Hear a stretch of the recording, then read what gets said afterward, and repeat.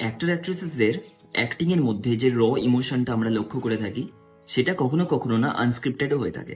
So আজকে আমি কথা বলছি কবির সিং নিয়ে। কবির সিং এ শাহিদ কাপুরের ডিপ্রেশন, রাগ আর সেলফ ডিস্ট্রাকশনস দেখানোর যে ইন্টেন্স সিনগুলো আছে তার অর্ধেকই কন্ট্রোলড ইম্প্রোভাইজেশন ছিল।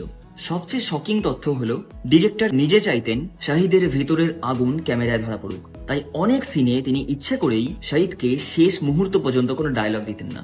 হ্যাঁ, আর ক্যামেরা অন হওয়ার ঠিক 10 সেকেন্ড আগে শাহিদকে বলা হতো কবির নাও ফিলস বিট্রেড অথবা কবির ইজ লুজিং কন্ট্রোল। এতে শাহিদের রিয়াকশন হতো একদম রিয়েল, যেন সে সত্যি নিজের ভেতরে ভেতরে ভেঙে পড়ছে। একটা সিন আছে মনে আছে যেখানে সে রুম ধ্বংস করছে, সেটা ছিল ওয়ান টেক শুট এবং তাতে সেটের 7-8টা জিনিস আসলেই ভেঙে যায়। পরিচালক পরে বলেন, whoever acted Kabir Singh that day, that was not Shahid, that was Kabir himself।